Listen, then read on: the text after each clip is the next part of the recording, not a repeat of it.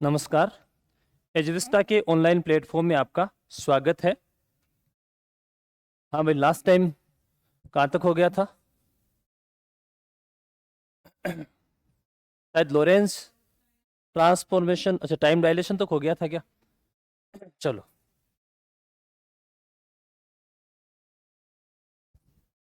शुरू करते हैं।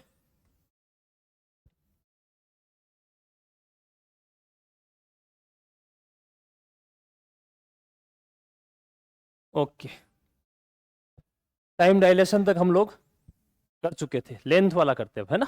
लंबाई में संकुचन।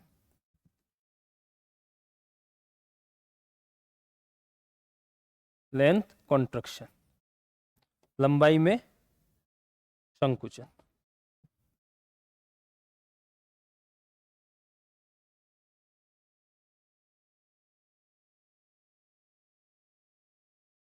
ठीक है भाई, थोड़ा सा ऑनलाइन वालों से बोलूंगा ये वीडियो देखने से पहले जो पिछला वीडियो था STR का 02 उसको देखें, क्योंकि किस तरीके से फ्रेम ऑफ रेफरेंस पे डिपेंडेंसी वगैरह होती है उसके बारे में थोड़ा डिटेल में हम लोगों ने डिस्कस किया है। तो उसको देख के इस वीडियो को देखेंगे तो ज़्यादा मजा आएगा। चलो शुरू करते हैं। मेरे पास कोई एक फ्रेम ऑफ रेफरेंस है S, और एक दूसरा फ्रेम ऑफ रेफरेंस कितना है S डेस। एक रोड लेता हूँ, लंबाई में संकुचन देखना अपने को, तो रोड ले लेते हैं जिसकी लेंथ कितनी है, एल भी मान सकते हैं, एल नोट भी मान सकते हैं। किस फ्रेम ऑफ रेफरेंस में एल लेंगे, किस फ्रेम ऑफ रेफरेंस में एल नोट लेंगे, उसकी बात करते हैं। ठीक है, मैंने कोई एक रोड लिया, उसका ऑब्जर्वेशन मैंने एक बार किया एस फ्रेम ऑफ रेफरेंस से, और एक बार S dash frame of reference से ऑब्जर्वेशन किया। ऐसा नहीं है कि ये frame S frame of reference में एस डेस में ये रोड नहीं है, रोड एक ही है, एक ही ऑब्जेक्ट है ये। इसका ऑब्जर्वेशन कर रहे हैं एक तो एस फ्रेम ऑफ रेफरेंस से, एक बार किससे कर रहे हैं S dash frame of reference से। एस डेस जो फ्रेम ऑफ रेफरेंस है वो किसी कांस्टेंट वेलोसिटी v से मूव कर रहा है, और वो भी अक्स डायरेक्शन में।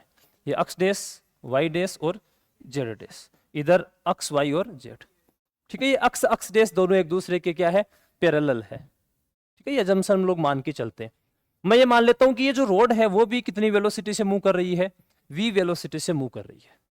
अब यहां S dash frame of reference से यदि कोई ऑब्जर्वर ऑब्जर्वेशन करता है इस रोड का, तो उसको रोड कैसी दिखाई देनी है, रेस्ट में दिखाई देनी है, साफ सी बात है। और यदि हम लोग एस फ्रेम ऑफ रेफरेंस से इस रोड का ऑब्जर्वेशन करें तो एस फ्रेम ऑफ रेफरेंस के रेस्पेक्ट में तो ये रोड कैसी होगी, मूव करेगी। ठीक है, तो जिस फ्रेम ऑफ रेफरेंस के रेस्पेक्ट में, फ्रेम ऑफ रेफरेंस कौन सा मूव कर रहा अपने को कोई लेना देना नहीं है, पर जिस फ्रेम ऑफ रेफरेंस के रेस्पेक्ट में रोड रेस्ट में हो, उस फ्रेम ऑफ रेफरेंस में जो रोड की लेंथ है उसको बोल देंगे प्रॉपर लेंथ। तो यहां पर मैं यहां से अक्स 1 ले लेता हूं, ये अक्स 2 ले लेता हूं रोड के लिए, पोजीशन कोऑर्डिनेट अक्स डायरेक्शन में। यहां अक्स 1 डेस ले लेता हूं और ये अक्स 2 डेस ले लेता हूं। ठीक है, S dash frame of reference से ऑब्जर्वेशन करने पे रोड रेस्ट में दिखाई देती है, उसको बोलेंगे प्रॉपर लेंथ। अक्स 2 डेस माइनस अक्स 1 डेस, कौन सी लेंथ, प्रॉपर लेंथ। ठीक है, इस वाली रोड को एस फ्रेम ऑफ रेफरेंस से ऑब्जर्व करेंगे तो ये रोड अपने को मूव करती हुई दिखाई देगी। रोड की लेंथ को मान लिया एल, अक्स 2 माइनस अक्स 1 होगा, और ये लेंथ कौन सी हो गई,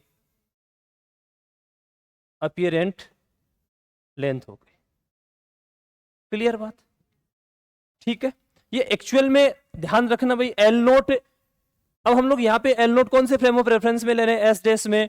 एस डेस वी वेलोसिटी से मूव कर रहा है, तो ऐसा दिमाग में बिल्कुल नहीं रखना अपने को कि S dash frame of reference में ही एल नोट को लेंगे, एस में नहीं लेंगे, ऐसा कुछ नहीं है। एक्चुअल में एल नोट क्या है, उस फ्रेम ऑफ रेफरेंस में, उस फ्रेम में रोड की लेंथ जिसके सापेक्ष, जिसके सापेक्ष रोड रेस्ट में हो, जिसके सापेक्ष रोड रेस्ट में हो। और एल क्या लेना, उस फ्रेम में रोड की लेंथ जिसके सापेक्ष रोड मूव करे। ठीक है ना, ये ध्यान में रखना भाई। तो जिस फ्रेम ऑफ रेफरेंस के रेस्पेक्ट में, अब frame of reference S dash move कर रहा है, पर S dash frame of reference से ऑब्जर्वेशन लेंगे ना, तो उस केस में जो रोड है वो एस डैश में कैसे दिखाई देगी, रेस्ट में दिखाई देगी। ठीक है ना, तो एस डैश वाला फ्रेम ऑफ रेफरेंस है, उसमें रोड की लेंथ को हम क्या बोलेंगे, प्रॉपर लेंथ बोलेंगे। यदि इसी रोड को मैं क्या कर देता, एस फ्रेम ऑफ रेफरेंस में रख देता, और एस फ्रेम ऑफ रेफरेंस में ये रेस्ट में पड़ी रहती। एस फ्रेम ऑफ रेफरेंस में रखने का मतलब मेरा ये है कि एस फ्रेम ऑफ रेफरेंस से ऑब्जर्वेशन करता, और ये मान लो v वेलोसिटी से रोड मूव नहीं करती, ये भी रेस्ट में पड़ी रहती, और एस फ्रेम ऑफ रेफरेंस भी रेस्ट में, तो एस से मैं ऑब्जर्व करता तो मेरे को रोड कैसी दिखाई देती, रेस्ट में दिखाई देती। तो उस केस में ये जो रोड की प्रॉपर लेंथ है वो किस फ्रेम ऑफ रेफरेंस में आ जाती, एस फ्रेम ऑफ रेफरेंस में आ जाती, और S dash frame of reference में उस केस में अपीयरेंट लेंथ काम में आती। ठीक है ना, तो ये याद रखने की जरूरत नहीं कि कौन सा फ्रेम ऑफ रेफरेंस मूव कर रहा है, अपने को तो इस चीज मेजर करनी है, इस चीज को देखना है कि किस फ्रेम ऑफ रेफरेंस के रेस्पेक्ट में रोड मूव कर रही है ना। ठीक है, किस ऑब्जर्वर के रेस्पेक्ट में रोड मूव कर रही है, तो ये ध्यान रखना अपने को। यदि हम कैलकुलेशन करें, लास्ट टाइम हम लोगों ने टाइम डायलेशन का डेरिवेशन किया था, ठीक उसी तरीके से यहां करते हैं। मैं डायरेक्ट लिख लेता हूं, एल किसके बराबर आएगा, एल नोट अपॉन गामा के। ये गामा क्या है, ये भी हम लोगों ने लिख रखा है, 1 minus V square upon 1 upon 1 minus V square upon C square का अंडर रूट। तो एल किसके बराबर, L nought under root 1 minus V square upon C square का अंडर रूट। बात क्लियर है, ठीक है। यहां से देखो V square upon C square 1 में से घटेगा तो 1 से कुछ कम ही आएगा भाई, तो अपने पास में एल कैसा हो गया, लेस देन एल नोट हो गया। मतलब हम लोग एल नोट उस फ्रेम ऑफ रेफरेंस में रोड की लेंथ देख रहे थे जिस फ्रेम ऑफ रेफरेंस में रोड रेस्ट में थी, पर जैसे ही मूविंग फ्रेम ऑफ रेफरेंस से रोड की लेंथ को देखा तो उसकी लेंथ हमें क्या अपीयर हुई, जो एक्चुअल लेंथ थी उससे कम अपीयर हुई। इसका मतलब क्या हुआ, यहां लंबाई में क्या हो गया, संकुचन हो गया। आपके एक दिमाग क्लिक करी होगी अभी, सर हम लोगों ने लॉरेंस ट्रांसफॉर्मेशन पढ़ने से पहले एक और ट्रांसफॉर्मेशन पढ़ा था, गैलीलियन ट्रांसफॉर्मेशन। गैलीलियन ट्रांसफॉर्मेशन में तो हम लोग क्या पढ़ते थे, और क्वेश्चन भी आया आरपीएससी के अंदर गैलीलियन ट्रांसफॉर्मेशन में, कि लंबाई कैसी राशि होती है, निश्चल राशि होती है, इनवेरिएंट राशि होती है। और यहां पर तो रोड की जो लंबाई है, लेंथ है, वो क्या हो गई, दूसरे फ्रेम ऑफ रेफरेंस में कम हो गई, संकुचित हो गई। इसका मतलब लॉरेंस ट्रांसफॉर्मेशन के अंदर लंबाई है वो इनवेरिएंट राशि नहीं है, गैलीलियन ट्रांसफॉर्मेशन के अंदर ही एक ऐसी राशि है, इनवेरिएंट राशि है। बात क्लियर हो रही है, कॉपी कर लो भाई।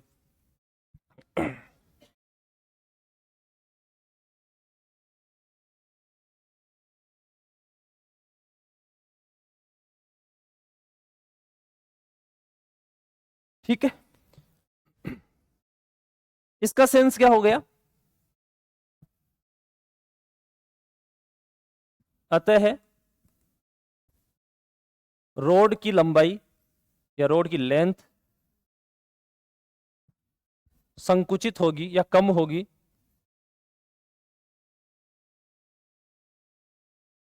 यदि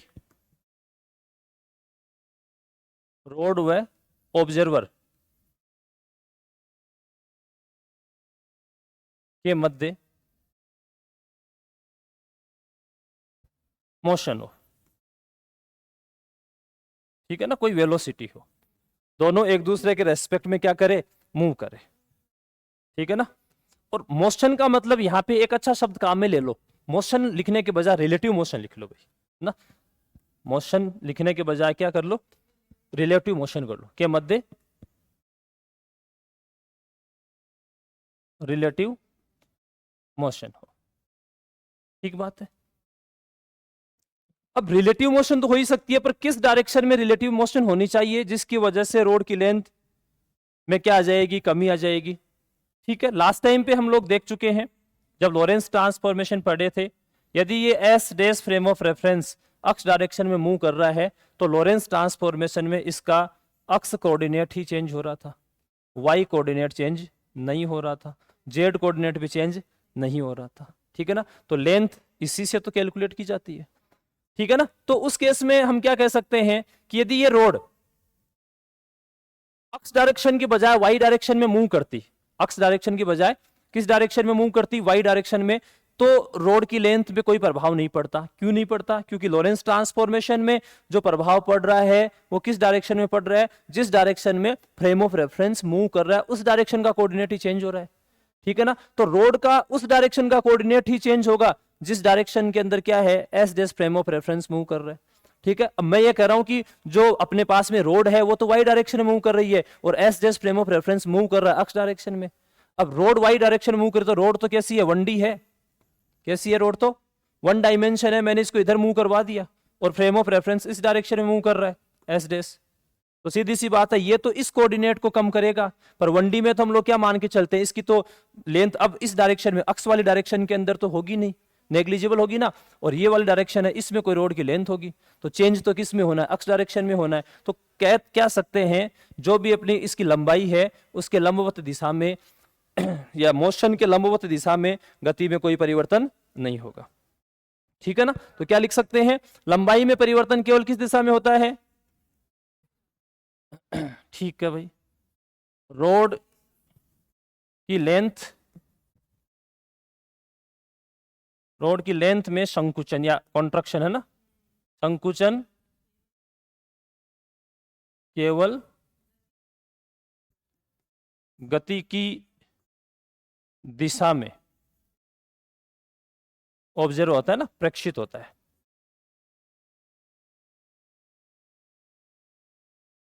जबकि गति के लंबवत दिशा में,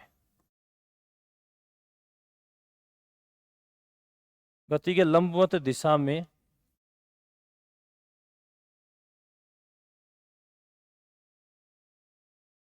कोई परिवर्तन नहीं होता। क्लियर? ओके। जैसे हम लोग एक रोड लेते हैं, ठीक है, इस रोड को इस डायरेक्शन में मूव करवाया। एक दूसरा एग्जांपल और लेता हूं, इस रोड को किसी एंगल से मूव करवाया, ठीक है, और एक एग्जांपल और ले लेता हूं, इस रोड को इस तरीके से परपेंडिकुलर डायरेक्शन में मूव करवाया। ठीक है, अपना जो S dash frame of reference है वो ही पहले वाली कंडीशन है, वो एस फ्रेम ऑफ रेफरेंस के रेस्पेक्ट में एक्स डायरेक्शन के अंदर मूव कर रहा है। ओके, ठीक है, वही रिलेटिविटी है, थोड़ा तो कंफ्यूजन होगा ही ना, थोड़ा ध्यान दोगे तो काम हो जाएगा, है ना। तो उस केस में हम क्या कह सकते हैं, जो ये ए मान लेता हूं, ये बी मान लेता हूं और ये सी मान लेता हूं। बोलो कौन सी रोड की लेंथ है वो संकुचित होगी, कम होगी, कौन सी रोड की लेंथ संकुचित नहीं, ये संकुचित नहीं होगी, कम हो नहीं होगी, बताओ। बोलो, ऊपरी लिखा है स्टेटमेंट, ए वाले की होगी या नहीं होगी? और रोड की लेंथ में संकुचन केवल गति की दिशा में प्रक्षित होता है, जबकि गति के लंबवत दिशा में कोई परिवर्तन नहीं होता। सी में परिवर्तन नहीं होगा। बात समझ में आ रही है क्या? देखो एक्चुअल में क्या है, अभी तो थोड़ी देर पहले देखा हम लोगों ने, रोड अपने को, देखो वापस थोड़ा सा पीछे की तरफ जाओ, कंफ्यूज हो रहे हो तो, हमने क्या कहा, S dash frame of reference V velocity से मूव कर रहा है और ये जो रोड है वो भी वी वेलोसिटी से मूव कर रही है। तो इस फ्रेम ऑफ रेफरेंस के रेस्पेक्ट में रोड कैसी है? रेस्ट में है। किस में है? रेस्ट में है। रोड जिस भी फ्रेम ऑफ रेफरेंस के रेस्पेक्ट में मोशन में होगी उसमें ही क्या होगा? चेंज होगा। और हो भी किधर हो रहा है? जिस दिशा में क्या हो रही है? गति हो रही है। इस दिशा में क्या हो रही थी? गति हो रही थी। तो यहां पे चेंज किस दिशा में आया था? एल का इसी दिशा के अंदर आया था। चलो यहां तो अपने पास में रोड की कोई मोटाई नहीं होती, बाकी इस दिशा भी कोई चेंज नहीं आता, क्योंकि ये वाई डायरेक्शन वाला कोऑर्डिनेट चेंज होता ही नहीं है। S dash frame of reference में देखो, चाहे एस फ्रेम ऑफ रेफरेंस में देखो, तो कुल मिला के जिस दिशा में गति हो रही है ना, उस दिशा में क्या होगा?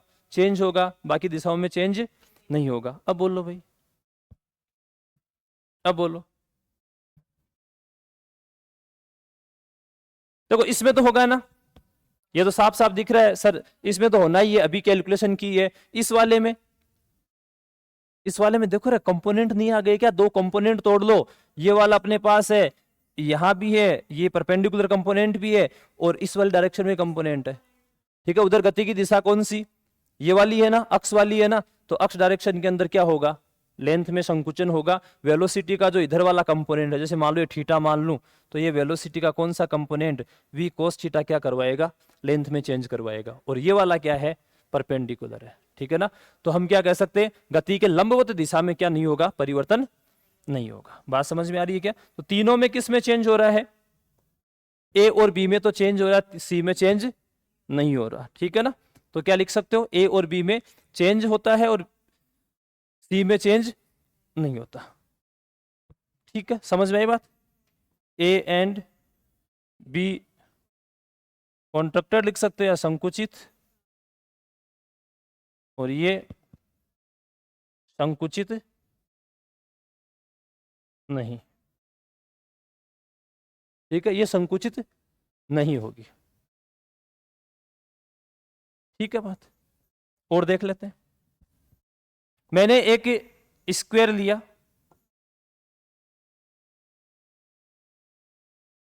वी वेलोसिटी से मूव कर रहा है। ठीक है, गति की दिशा कौन सी, अक्ष वाली है, तो चेंज किस में होगा, अक्ष में होगा, वाई में कोई चेंज नहीं होगा। तो वाई तो है उतना ही रह जाएगा, अक्ष थोड़ा सा संकुचित हो जाएगा, तो जो स्क्वायर है वो कैसा बन जाएगा, रेक्टेंगल बन जाएगा। यानी जिस फ्रेम ऑफ रेफरेंस में सरफेस स्क्वायर वाला सरफेस मूव कर रहा है, उसमें अपने को स्क्वायर नहीं दिखेगा, कैसा दिखेगा, रेक्टेंगल दिखेगा। ठीक है, और ले लेते हैं एग्जांपल, एक सर्कल ले लेते हैं, कितनी वेलोसिटी से मूव कर रहा है, वी वेलोसिटी से। वही सेम बात, जिस डायरेक्शन के अंदर मूव कर रहा है, मोशन है, उस डायरेक्शन में गति की दिशा में तो क्या होगा, संकुचन होगा, गति के लंब दिशा में कोई संकुचन नहीं होगा। तो गति की दिशा तो ये है, तो इधर से तो ये थोड़ी चिपक जाएगी, ऊपर वाली है उतनी रहेगी। ऊपर वाली कितने, मान लो आर रेडियस का ये सर्कल होगा, तो ये टोटल क्या होगा, 2r होगा ना, तो 2r तो कोई चेंज नहीं होगा, वाई डायरेक्शन वाला, पर अक्ष डायरेक्शन वाला 2r से थोड़ा क्या हो जाएगा, कम हो जाएगा। ये तो कितना है, 2r है, ये तो चेंज होगा नहीं, पर ये वाला जो 2r है ये तो चेंज होगा। तो कुल मिला के अपने पास में ऐसी स्थिति बन जाएगी। ठीक है, क्या बन गया, इलिप्स बन गया, हो जाएगा। ठीक है, देखो मजा तो आ रहा है ना। ठीक है, थोड़ा सा और कंडीशन ले लेते हैं, v लेस देन मान लो c हो, तो उस केस में v अपॉन सी कैसा होगा, लेस देन 1, तो उस केस में l किसके बराबर हो जाएगा, l नोट के। लॉरेंस ट्रांसफॉर्मेशन किस में कन्वर्ट हो जाएगा, गैलीलियन ट्रांसफॉर्मेशन में कन्वर्ट हो जाएगा। किस केस में, v बहुत कम हो वेलोसिटी ऑफ लाइट की तुलना में। तो क्या लिख सकते हैं, लंबाई लॉरेंस ट्रांसफॉर्मेशन है ना, में इनवेरिएंट नहीं होती।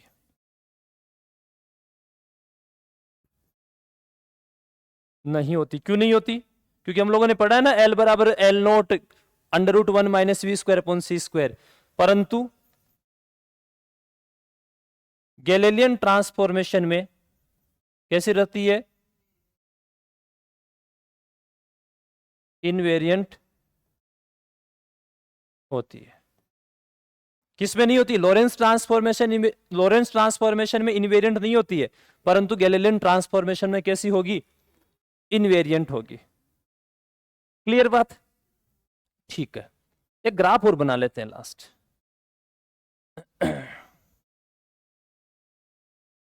ठीक है, अपने पास इक्वेशन क्या थी, L बराबर L naught under root 1 minus V square upon C square. Graph किस किस के बीच में बनाते हैं, L और V के बीच में बना लेते हैं। देखिए कैसा आएगा ग्राफ, V बराबर 0 रखो, जैसे 0 रखोगे तो L की वैल्यू किसके बराबर आ जाएगी, L नोट के, यहां कुछ होगा, और कोई वैल्यू होगी V इक्वस टू सी, तो उस केस में 0 आ जाएगा। तो ग्राफ कुछ ऐसा बनेगा। ठीक है ना, लिख लो भाई, कंप्लीट है, लंबाई में संकुचन। चले आगे, चले भाई।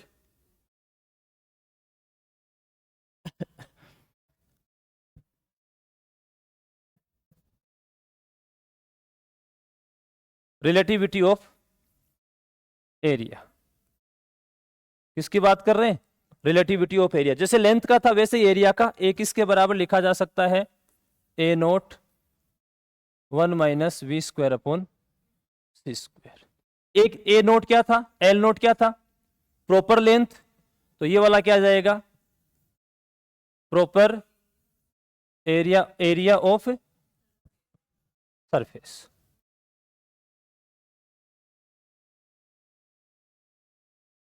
ठीक है, ए क्या हो जाएगा? अपीयरेंट है ना।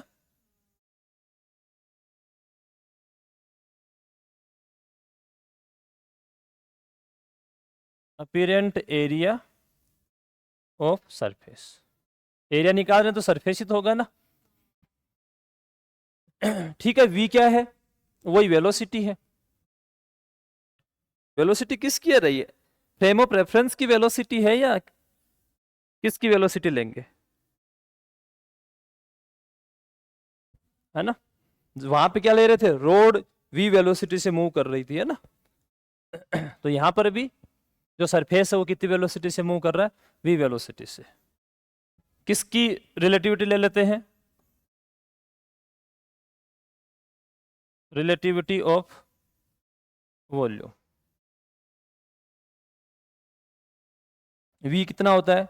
वही सेम तरीके से लिख लो, v minus V naught 1 minus V square upon C square. वही v नोट क्या हो जाएगा? इस बार प्रॉपर एरिया हो गया, volume, proper volume of surface थोड़ी होगा, अब कोई ऑब्जेक्ट का है ना, 3D हो गई ना। v किसके बराबर? अपीयरेंट वॉल्यूम ऑफ ऑब्जेक्ट। ठीक है, लिख लो भाई।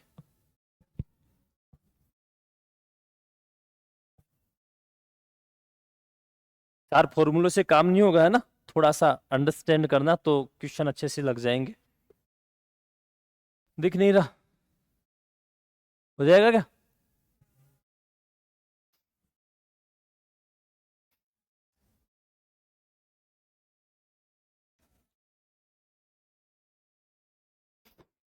आगे बढ़े।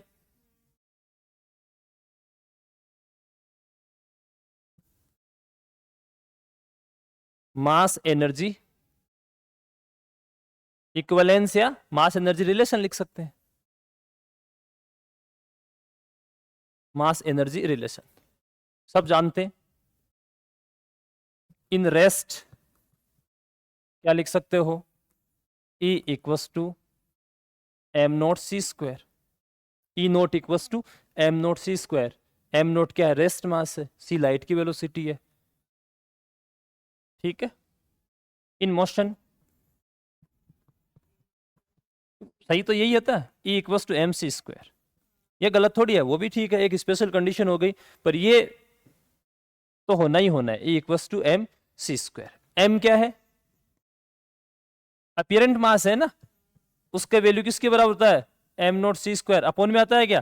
किया था ना लास्ट टाइम पे। ठीक बात है, ठीक है ना। 1 अपॉन ऐसे भी आ सकता है, डायरेक्ट भी पूछ सकता है एग्जाम में। M naught C square 1 upon 1 minus V square upon C square का अंडर रूट को क्या लिख सकते हैं? गामा लिख सकते हैं, लिख सकते हैं ना। ये अपने पास में क्या जाएगा? मास एनर्जी इक्विवेलेंस आ जाएगा। ठीक है, ये ई क्या है? टोटल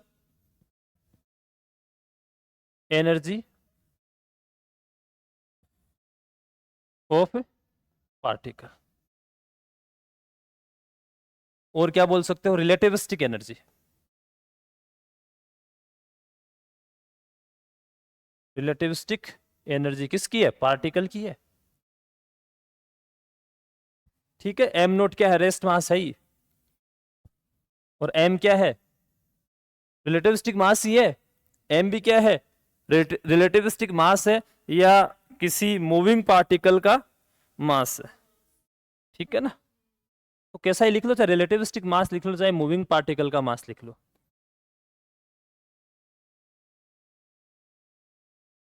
रिलेटिविस्टिक मास है। और बोलो भाई, ठीक है।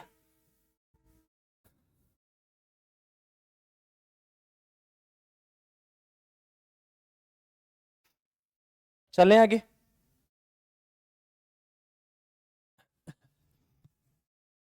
एक फॉर्मूला और होता है अपने पास में,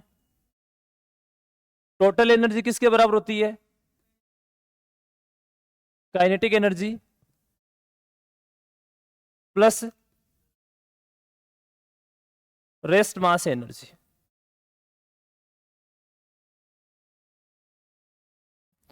क्या लिख सकते हैं? E equals to kinetic energy को कैसे रिप्रेजेंट कर दूं, और रेस्ट मास एनर्जी कितनी होती है? m0c²। अभी तो लिखा ना, है ना, इन रेस्ट। तो ये कौन सी है? Rest mass energy.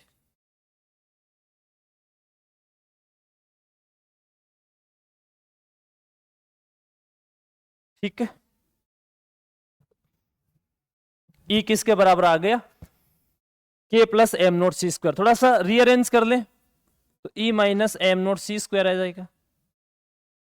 कि E की जगह क्या लिख सकते हैं? mc² minus m0c²। पूछा जा सकता है क्वेश्चन, m माइनस m0c², ये भी पूछा जा सकता है, न्यूमेरिकल भी हो जाएगा यहां से। तो m की वैल्यू क्या है? m0 upon √1 minus v² upon c² minus इधर m0c², क्या कॉमन आ जाएगा? 1 upon 1 minus v² upon c² minus 1, और ये m0c²। ये तो 1 अपॉन ये वाला गामा भी तो लिख सकते हैं, तो गामा माइनस 1 m0c², ये भी पूछा जा सकता है। ठीक है ना? ये किसके बराबर आ जाएगा? Gamma minus 1 m0c²।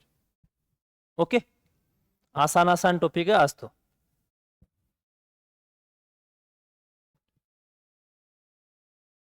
Relativistic correction देख लेते हैं। रिलेटिविस्टिक करेक्शन इन कौन सी एनर्जी? Kinetic energy. किसकी बात करते हैं? Relativistic correction in kinetic energy. बोतल देना एक बार पानी की। डाल लो, हेडिंग डाल लो।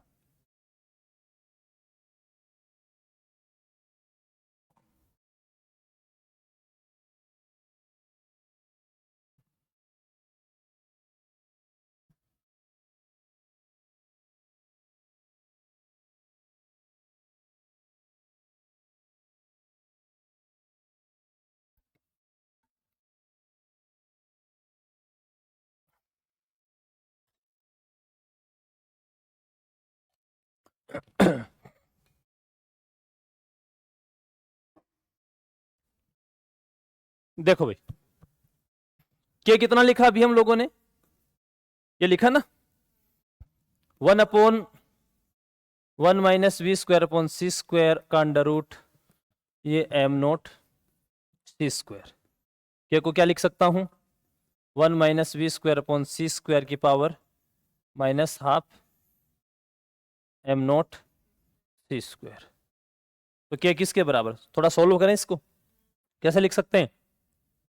1 प्लस v² अपॉन 2c², 3/8 हो जाएगा ना, 1/2 प्लस 1 हो जाएगा ना, 3/8 v की पावर 4 c की पावर 4, डेस डेस डेस कर देते हैं, m0c²। 1 से 1 उड़ा, के कितना बचा? v² अपॉन 2c², m0c² को मल्टीप्लाई कर देता हूं, प्लस 3/8 v की पावर 4 अपॉन c की पावर 4, m0c²। c² से c² जाएगा तो के कितना बच गया? 1/2 m0v² प्लस 3/8 m0, ये कट जाएगा ना, c² से c² कट जाएगा, v² लिख दो इसको, या चलो v की पावर 4 ही लिख देता हूं, v की पावर 4 अपॉन नीचे कितना बच गया? c² बच गया। ठीक है, के क्या है, काइनेटिक एनर्जी है ना, और ये 1/2 m0 v², कुछ देखा देखा लग रहा है क्या? क्लासिकल रिजल्ट ऑफ क्लास, ये काइनेटिक एनर्जी है, ये वाला अपने पास में क्या है, क्लासिकल काइनेटिक एनर्जी है ना, और क्या बोल सकते हैं, नॉन रिलेटिविस्टिक काइनेटिक एनर्जी बोल सकते हैं इसको। ये तो क्या है, क्लासिकल काइनेटिक एनर्जी या नॉन रिलेटिविस्टिक काइनेटिक एनर्जी बोली जा सकती है, ठीक है।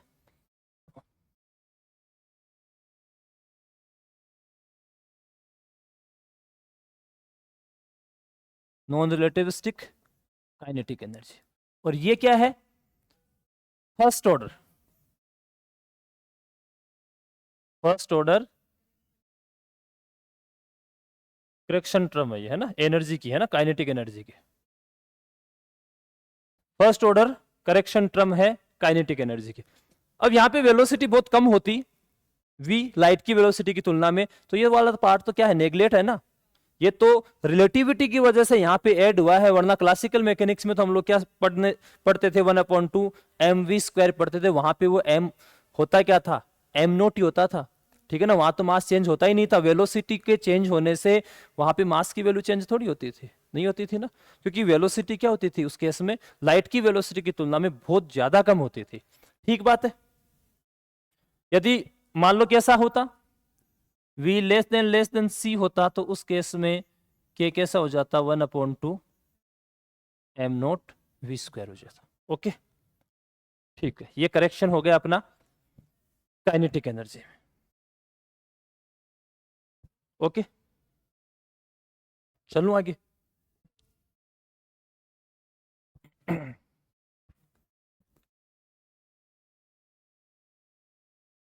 एनर्जी मोमेंटम रिलेशन देख लेते हैं।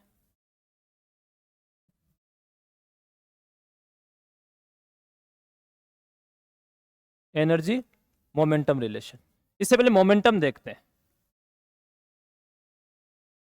मोमेंटम p किसके बराबर होता है, mv होता है, ठीक है, तो p किसके बराबर लिख सकता हूं, m की जगह m0/1 - v² का अंडर रूट, ठीक है क्या, ये अपने पास में क्या आ जाएगा, मोमेंटम आ जाएगा। इसको थोड़ा सा सोल्व किया जाए तो अपने पास में एक एनर्जी मोमेंटम रिलेशन आ जाएगा, कोई सॉल्यूशन नहीं करना, डायरेक्ट याद होगा आपको, ठीक है ना, m0v, इसको गामा भी तो लिख सकते हो, ठीक है ना, ये अपने पास में क्या आ जाएगा, मोमेंटम आ जाएगा। क्या होता है formula, E² = p² c² + m0² c⁴ होता है, ठीक है ना। ये p क्या है, मोमेंटम है किसी मूविंग पार्टिकल का, क्या है, मोमेंटम ऑफ मूविंग पार्टिकल। आपको सर मूविंग पार्टिकल के बिना मोमेंटम नहीं होता, सही बात है वो तो। E² = p² c² + m0² c⁴ हो जाएगा। आसान आसान बातें चल रही है भैया, आज तो मजा आ रहा होगा सर, ऐसे ही चलना चाहिए ना। एक छोटा सा रिलेशन और देख लेते हैं। DE/dp निकालते हैं आज से भाई, क्या निकालना है, करो रवि, करो फटाक से करो, DE/dp निकालना है, कई बार पूछ लेता है डाटा। क्या निकालना है, E² = p² c² + m0² c⁴ DE/dp निकालो भाई, निकालो, p/, उतावलापन ठीक नहीं है ज्यादा, जल्दी से कर दो।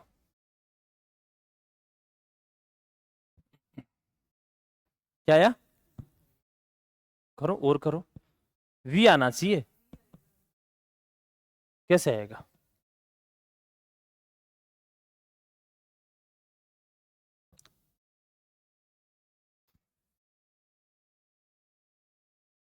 क्या आना चाहिए रिजल्ट, DE/dp = कितना आना चाहिए, v आना चाहिए। अपने को डेरिवेशन नहीं करना, डाटा ध्यान रखना, फिर भी थोड़ा सा तो चेक करो एक बार, आ गया क्या।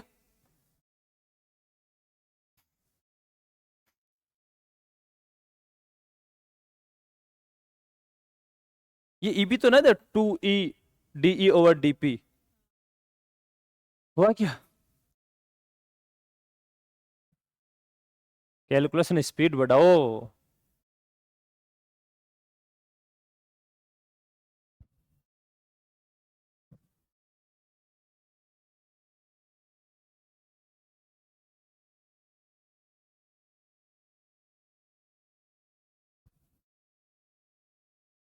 आ गया क्या?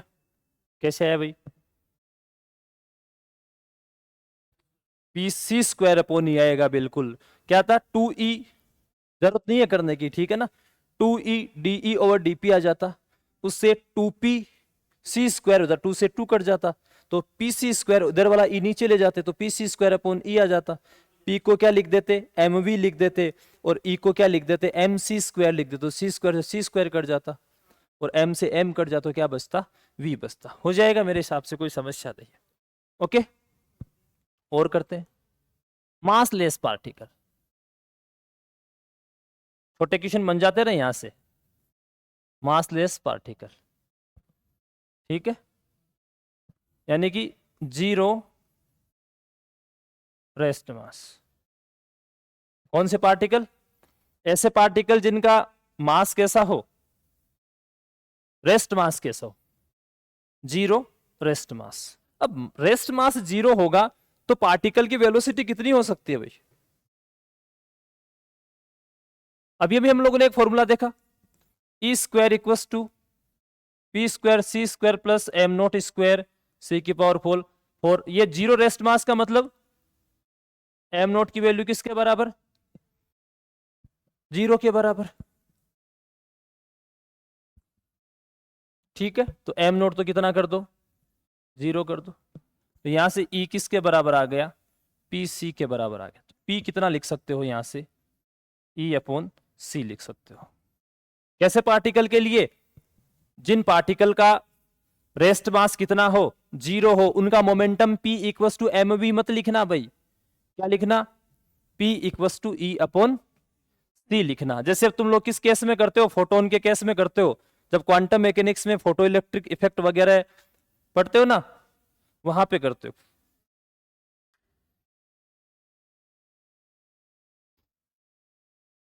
ठीक है, हो गया।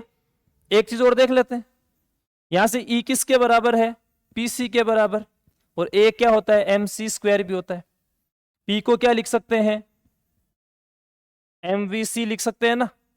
पी को एम वी लिख सकते हैं, सी तो एम सी स्क्वायर, एम से एम कटा, सी से सी कटा, तो वी किसके बराबर आ गया?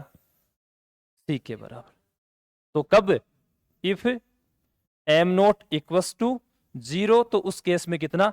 We equals to C. यानी कि ऐसे पार्टिकल जिनका रेस्ट मास जीरो है वो वेलोसिटी ऑफ लाइट से ही मूव करेंगे। यदि ऐसा करूं मैं, v इक्वस टू से दे दूं, तो भी पक्का क्या लिखना आपको? एम नोट किसके बराबर हो जाएगा? वेलोसिटी ऑफ लाइट के बराबर पार्टिकल की वेलोसिटी हो जाए तो उस पार्टिकल का जो मास होगा वो कैसा हो जाएगा? रेस्ट मास कैसा हो जाएगा? जीरो। अब आप कहोगे sir mass zero, rest mass zero हो जाएगा तो पार्टिकल रहेगा क्या? क्लासिकली सोचे तो नहीं होगा, ठीक है। पर हम लोग फोटोन के बारे में स्टडी करते हैं, और फोटोन के बारे में क्या बोलते हैं कि फोटोन किसकी तरह बिहेव करता है? पार्टिकल की तरह भी बिहेव करता है। वो वेव की तरह भी बिहेव करता है, वेव तो है ही, फोटोन है, एनर्जी तो है ना, पर साथ साथ में किसकी तरह बिहेव करता है? वो पार्टिकल की तरह भी बिहेव करता है, करता ना बिहेव। तभी तो हम किसको समझ सकते हैं? जो क्वांटम मैकेनिक्स के फिनोमिना है, ब्लैक बॉडी रेडिएशन है, वो जो फोटो इलेक्ट्रिक इफेक्ट है ना, ये जो अपने होता है ना पेयर प्रोडक्शन, पेयर एनिहिलेशन वगैरह है, इन सारे फिनोमिना को हम लोग कब समझ सकते हैं? जब फोटोन है उसकी नेचर कैसी हो? पार्टिकल नेचर है ना, वो अज्यूम किया गया है उसका रेस्ट मास किसके बराबर होता है? जीरो के बराबर होता है। एक अच्छा सा टर्म है भाई, ध्यान रखना। तो वेलोसिटी ऑफ लाइट होती है तो वो वेव की तरह भी है, और वेव की कोई ना कोई फ्रीक्वेंसी भी होती है, और उस केस में उसकी एनर्जी किसके बराबर होती है? एच न्यू के बराबर। तो यहां पे ऐसा भी तो लिख सकते थे इसको, E equals to H nu upon C लिख सकते थे क्या? E equals to H nu, साथ में न्यू अपॉन सी किसके बराबर होता है भाई? ध्यान है क्या? Nu equal to C upon lambda होता है ना, तो सी से सी कटेगा तो क्या बच जाएगा? H upon lambda. ठीक है, पी इक्वल टू कितना लिख सकते हैं? एच अपॉन लेमडा भी अपन लोग लिख सकते हैं।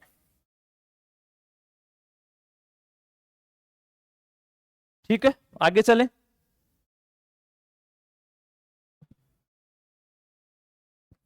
Kinetic energy momentum relation. कौन से relation? Kinetic energy momentum relation. दो फॉर्मूले पढ़े अभी। ई किसके बराबर होता है? Kinetic energy plus rest mass energy. एक क्या पढ़ा है? E square equals to P square C square plus M naught square C की पावर 4। यहां रख देते हैं तो K plus M naught C square का होल स्क्वायर किसके बराबर? P square C square plus M naught square C की पावर 4। सोल्व कर लें थोड़ा सा। के square plus M naught square C की पावर 4। अरे करो गुरुजी, थोड़ी कर सी सारो काम।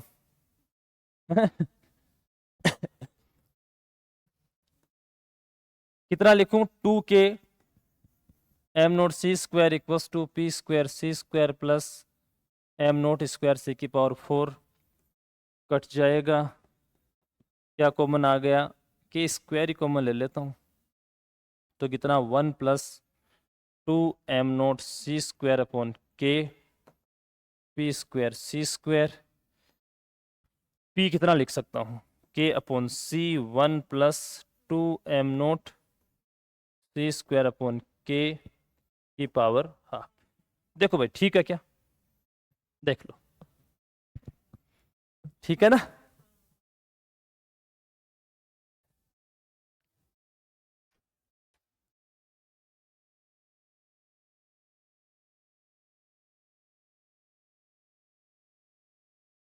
देखो भाई देखो, करो करो।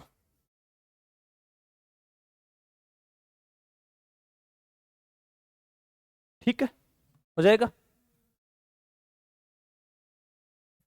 एनर्जी मोमेंटम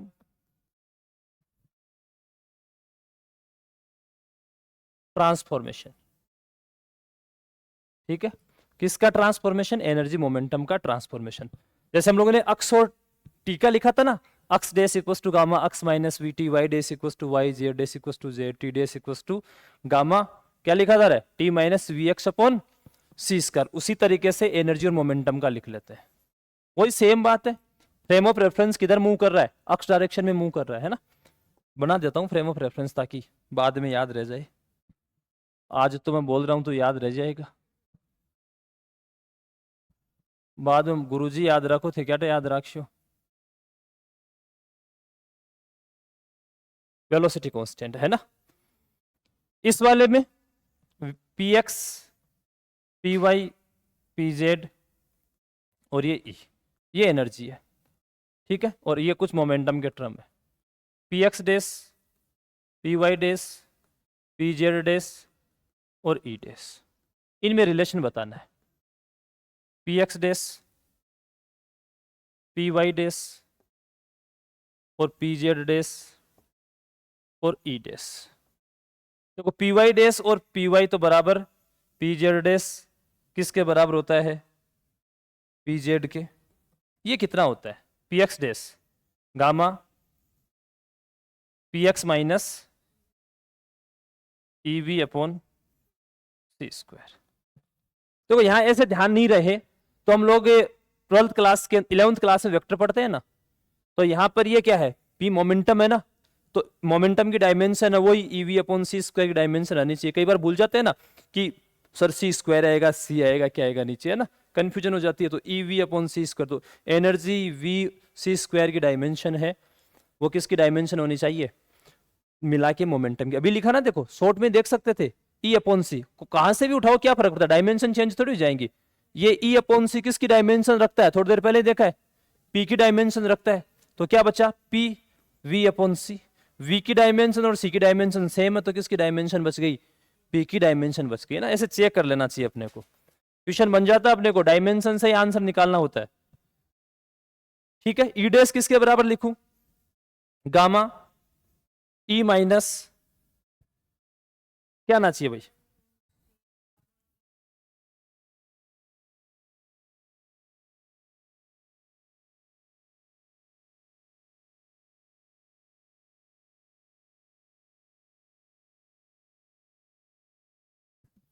डायमेंशन मैच करा लो, वही काम हो जाएगा। मैच हो रही है क्या? E dash equals to gamma E minus V P x.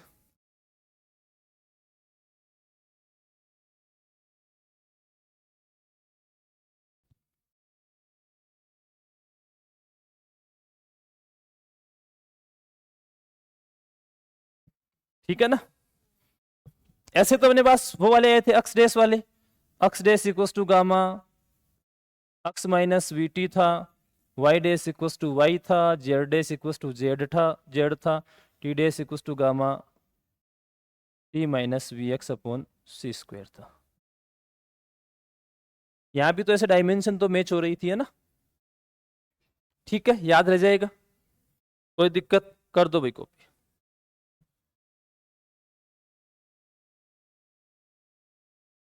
चलें आगे। लॉरेंज इनवेरिएंट, कौन कौन सी टर्म्स है जो लॉरेंज इनवेरिएंट रहती है।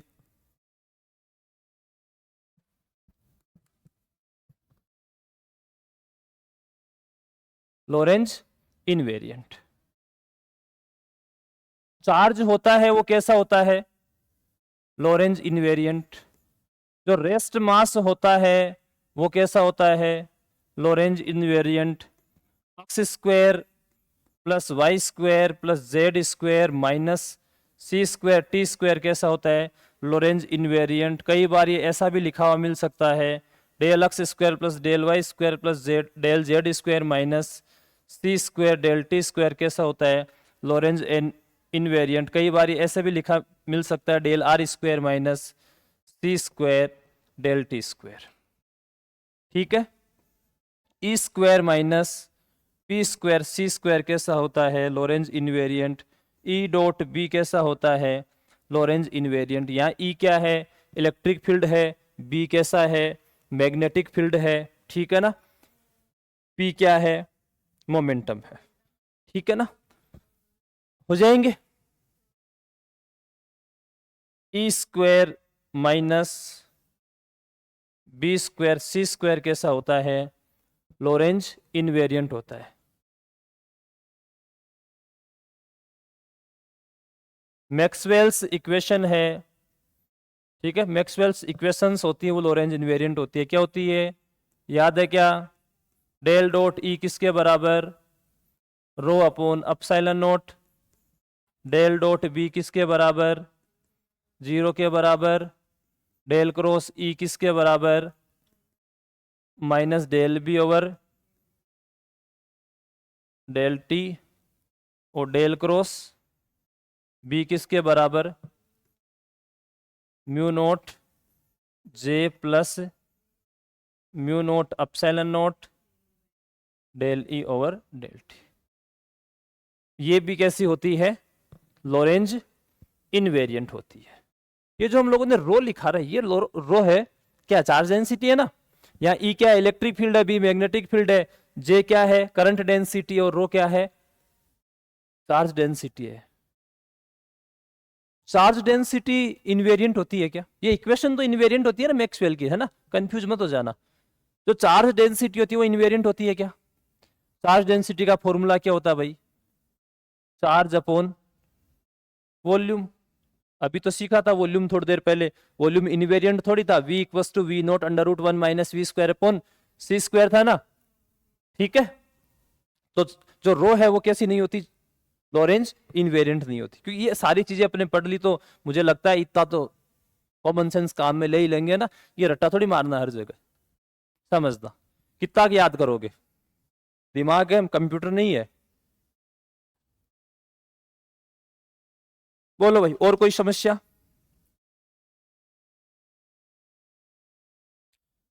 अपने जो फर्स्ट ग्रेड का लेवल है उसके हिसाब से रिलेटिविटी अपनी कंप्लीट है, इससे ज्यादा लेवल का क्वेश्चन पूछा नहीं जाता है। कुछ क्वेश्चंस कर लेते हैं। वैसे तो रिलेटिविटी खूब है, अपन नेट की क्लास चलाए, IIT JEM की क्लास चलाए, तो उसके अंदर से 10 दिन गाते रहो रिलेटिविटी के बारे में, खूब है। पर यहाँ तो लिमिटेड टॉपिक है, चले ठीक है।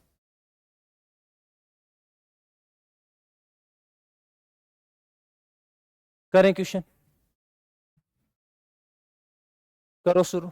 हाफ लाइफ दे रखी है, ओ पे पार्टिकल रेस्ट में है, कितनी दे रखी है, 17.8 नैनो सेकेंड, है ना।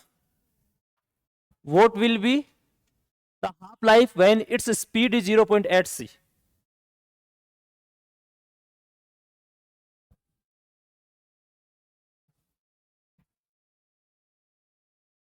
करते हैं, हो जाएगा क्या? तो नोट कितना, क्या लिख सकते हो नैनो को? बोलो भाई। 10⁻, बिल्कुल ठीक है। क्या निकालना? हाफ लाइफ निकालनी है। स्पीड किसके बराबर हो? 0.8 सी के बराबर उस पार्टिकल की। मतलब पार्टिकल मूव कर रहा है, अपने को फ्रेम ऑफ रेफरेंस से कोई लेना देना नहीं है, पार्टिकल मूव कर रहा है। तो जो पार्टिकल मूव करता है उसके लिए जो टाइम पीरियड होगा, हाफ लाइफ होगी, वो टो होगा। ठीक है, जिसमें रेस्ट में है वो किसके बराबर? टो नोट के। फॉर्मूला क्या होता है? Tau equal to tau naught upon √1 minus V square upon C square. रख लो भाई। 17.8 क्रॉस 10⁻⁹ 1 माइनस कितना? 0.8 सी है ना रे, अपॉन सी, ये स्क्वायर है ना। Okay okay,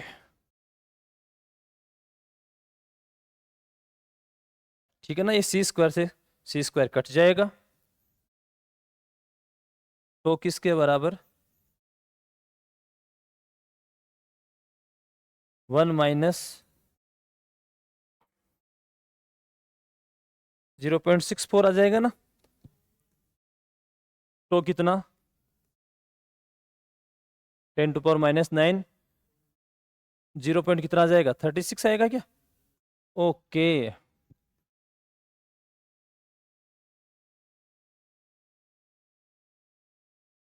0.6। करो भाई कैलकुलेशन करो, ये डाटा तो बताओ। 20 मान लूं? कभी ऑनलाइन वाले बच्चे ये नहीं कहते कि सर आपने गलत करवा दिया। 29.6 29.6 पावर क्या लगाऊं आगे? -9 ही आएगी क्या? तो ये नैनो सेकेंड। ओके, हो जाएगा। ठीक है, नेक्स्ट क्वेश्चन पे आते हैं। करो तो भाई। A metre scale is moving with a velocity c/2। Metre scale, नाम ही क्या दे दिया, मीटर स्केल। तो कितनी लेंथ है उसकी? 1 मीटर है। और कितनी स्पीड से मूव कर रही है? c/2, वेलोसिटी भी दे दी। और क्या पूछ रहा है? कैलकुलेट द अपियरेंट लेंथ, मतलब ये लेंथ कैसी दी गई? प्रॉपर लेंथ दी गई। तो फॉर्मूला क्या होता है? L0 1 minus V square upon C square. तो 1 multiply 1 minus C square upon 4 C square. C square से सी स्क्वायर कटा, बोलो भाई कितना लिखूं? 4 माइनस 1 अपॉन 4 लिख सकता हूं क्या? तो √3/2 मीटर।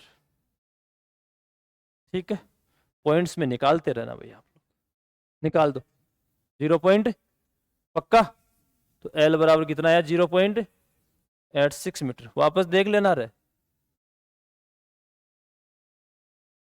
वरना यूट्यूब वाले बच्चे कमेंट करेंगे कि सर आपने लेंथ का रिजल्ट गलत लिख दिया है। बता दो सही है ना? ठीक है ना सर, मैं तो कैटेगरी है। चले,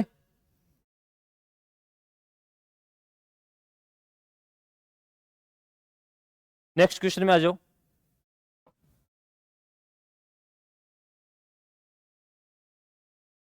करो भाई।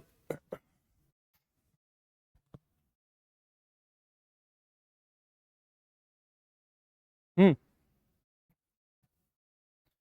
ए vector is represented by 6ik plus 4j। Vector को किससे रिप्रेजेंट कर दिया अगले ने? 6ik plus 4j। मीटर है ना। इन frame S, if another frame s just is moving along positive x direction with a velocity 0.6 c, 0.6 c, then find this vector is नहीं है रही, इन है ना। इन एस डैश फ्रेम। लो भाई करो, कैसे करेंगे, बढ़िया कॉन्सेप्ट अपना।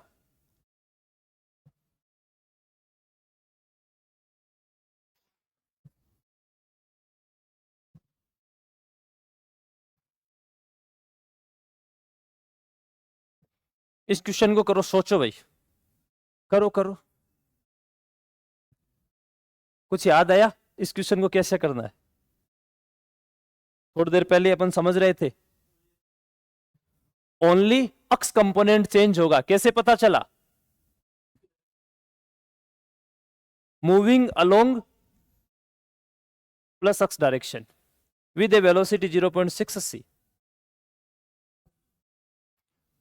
अब आप कहोगे सर थोड़ी देर पहले तो आपने ये बोला था कि फ्रेम ऑफ रेफरेंस के बारे में नहीं देखना अपने को, तो किसके बारे में देखना, रोड के बारे में देखना, और अब यहां आपने तो अलोंग अक्स डायरेक्शन देख लिया।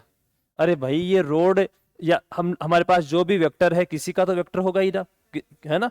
तो ये 6i+4j किस में है?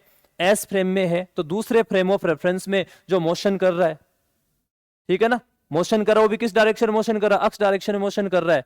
तो दूसरे frame of reference S day से देखेंगे तो एस फ्रेम में जो ये 6i+4j है वो भी किस में दिखाई देगा? मोशन में दिखाई देगा ना एस डे से। और दिखाई किस डायरेक्शन में देगा? चेंज किस डायरेक्शन में होगा? अगला कह रहा है प्लस अक्स डायरेक्शन जा रहा है, तो प्लस अक्स डायरेक्शन में क्या होगा? चेंज होगा, है ना? तो बात वही है अभी भी। तो क्या था उस केस में अपने पास में? एल का L0 √1 - v² / c²। दो कंपोनेंट हो गए इसके। मैं इस आर को क्या लिख दूं सुविधा के लिए? Lx i k plus Ly j k। ठीक है, तो अपने को क्या निकालना? केवल एक्स डायरेक्शन वाले में। तो Lx कितना? ये भाई एल नोट मान लू, है ना, रेस्ट में है ना। ओके, कौन सा काम में लू? 6 1 - 6 0.6/c² हो गया ना। c² कट जाएगा, बोलो फटाक से बोलो भाई। 1 - 0.36, तो Lx किसके बराबर आ गया? 6 × 0 पॉइंट कितना आएगा? ये 8 आएगा ना। कितना हो गया? 4.8 हो गया क्या? 8×6 = 48, ठीक है, मीटर। ठीक है, तो क्या जाएगा? इन एस डैश फ्रेम Lx तो कितना आ गया? 4.8 मीटर। और Ly कितना आएगा? L0y आएगा, और वो कितना है? 4। तो आर डैश वेक्टर कितना लिखा जा सकता है? Lx i और Ly j। क्या जाएगा रिजल्ट भाई? Lx को कितना लिखूं? 4.8 i प्लस 4j। पक्का ठीक है ना रे? देख लो भाई, देख लो, हो जाएगा। ठीक है, नेक्स्ट चलें।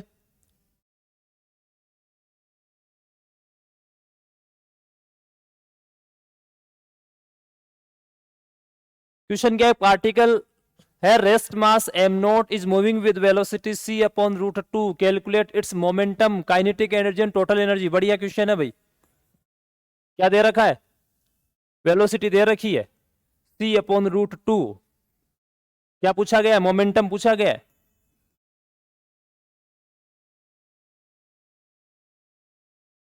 थोड़ी देर पहले क्या मोमेंटम? पेज पलटो।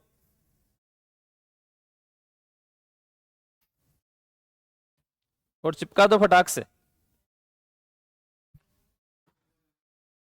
मोमेंटम आ गया, बढ़िया, फास्ट हो गए ना। चलो, पी किसके बराबर? m0v/, ये तो लिखा था थोड़ी देर पहले। तो पी किसके बराबर? m0v को कितना? c/√2 1 - c²/2c²। तो P कितना? m0 c/√2 c² से c² कटेगा। ठीक है, तो ये भी कितना? एम नॉट सी अपॉन √2, ये वाला 1/√2 कटा, तो कितना बच जाएगा, P equals to M naught C. ठीक है, 2 नंबर निकालो, एक बार टोटल एनर्जी निकाल लेते हैं। टोटल एनर्जी क्या थी, total energy is equals to kinetic energy plus rest mass energy. कर दो, अपने को तो क्या निकालना है, टोटल एनर्जी निकालनी है ना, करो करो करो। आ गया क्या, बढ़िया, क्वेश्चन दे दो सर थे बस, है ना। mc² होता है टोटल एनर्जी, तो कितना, एम नॉट अपॉन सी², v की जगह वही c अपॉन √2 लिखूं, 1 - c² अपॉन 2c², कटा, तो e किसके बराबर, यहां से 1/2 है ना, √2, तो √2 ऊपर गया क्या, √2 एम नॉट c²। बढ़िया, क्या निकालनी, काइनेटिक एनर्जी, डायरेक्ट कैसे, E² इक्वल्स टू,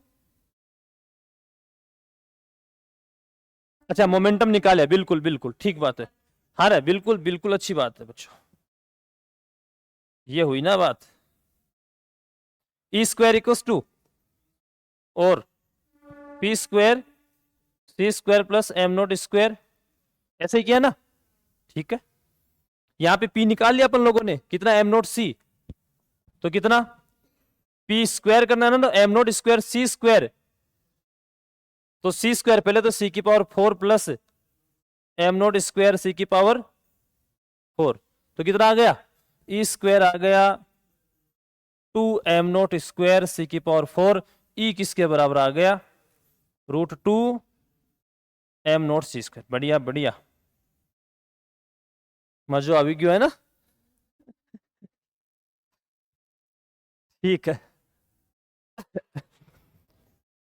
क्या निकाल ले, काइनेटिक एनर्जी, बोलो, सीधा ही लिख सकते हैं, काइनेटिक एनर्जी थोड़ी देर पहले लिखी ना, m माइनस, ये तो क्यों लिखूं, काम हो जाएगा सीधा ही, क्या बात है, क्या कौन सा लगाऊं बताओ,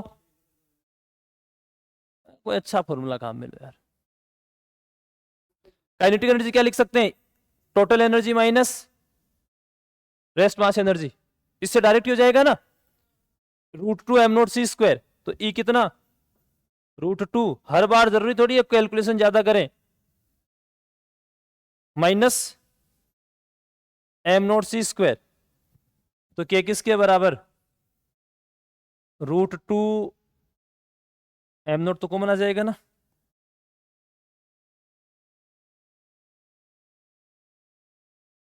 एम नॉट C², ठीक है, क्लियर, ओके, करो भाई करो, हो गया, नेक्स्ट करूं, बड़े फास्ट हो गए हो रहे,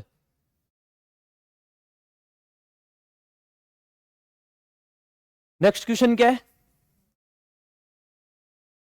ए rod of length 3 metre is moving parallel to its length, what will be its apparent length when its apparent mass becomes 3/2 of its rest mass। क्या दिया हुआ है, m दिया हुआ है, apparent mass m, rest mass का कितना है 3/2 टाइम्स है।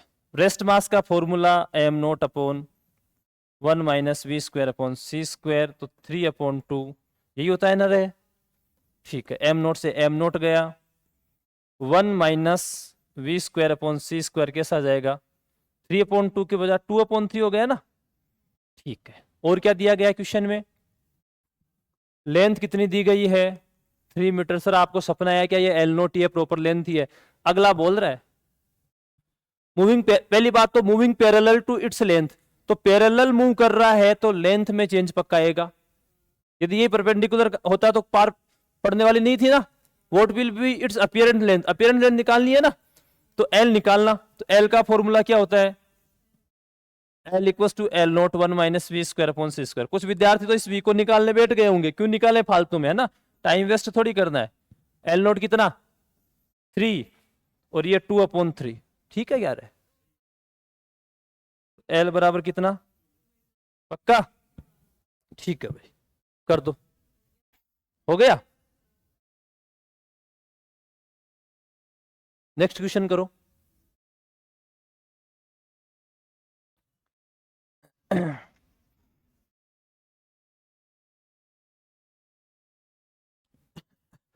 कर दो कर दो कर दो फटाक से।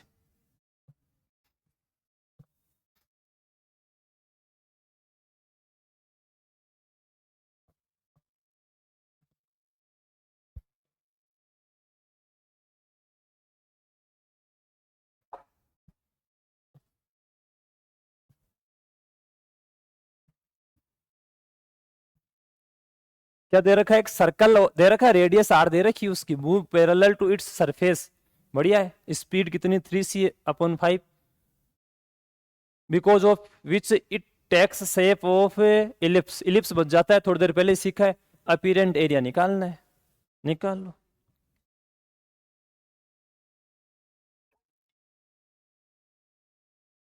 कितना आया, 4/3। ओके देख लेते हैं। v दे रखा है 3/3c/5, सर्कल है, तो एरिया किसके बराबर होगा, पाई r², ये r, ठीक है ना, इसको a नोट मान लेता हूं।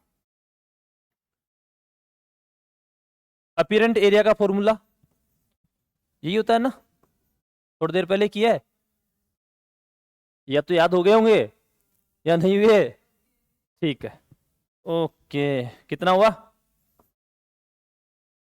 πr² 1 - 3c/5 का स्क्वायर 1/c², c² से c² कटा, तो कितना πr² 1 - 9/25, कितना πr², क्या 25 - 9 हो गए क्या,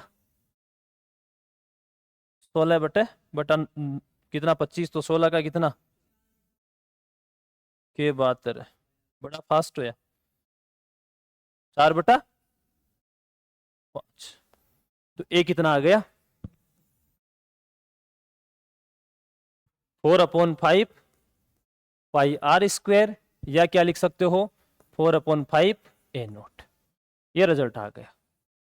इसी क्वेश्चन में सेमी मेजर एक्सिस और सेमी माइनर एक्सिस पूछ लेता तो इलिप्स बनी ना, तो इलिप्स के अंदर तो क्या होगा, सेमी मेजर एक्सिस और सेमी माइनर एक्सिस होते, तो बताओ कैसे निकलते,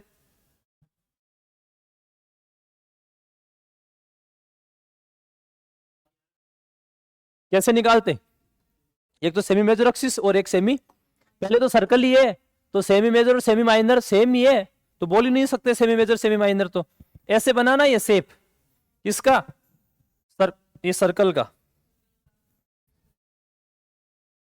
ये सर्कल था, मूव किया वी वेलोसिटी से, तो ये शेप हो गई, ये तो क्या हो गई, ये हो गई क्या, या पूरी लोगे, कितनी लोगे ना, ठीक है, ये वाली, ठीक है, ये मान लेता हूं, ये वाली क्या हो जाएगी, तो ये क्या है आर, और ये भी क्या है आर, तो ये तो क्या हो गई आर ही हो गई, तो बी तो किसके बराबर आ गया, आर के बराबर ही आ गया।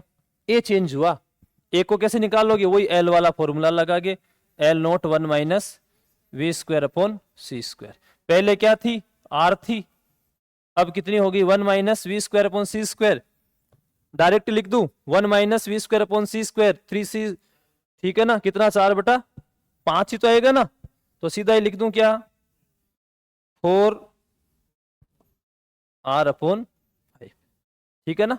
ये क्या माना हम लोगों ने इसको, ए थोड़ी माना, हाँ ए ही माना, ए आ जाएगा कितना 4r/5 आ जाएगा, तो यहां से अपने को क्या मिल जाएंगे, सेमी मेजर एक्सिस और सेमी माइनर एक्सिस भी मिल जाएंगे।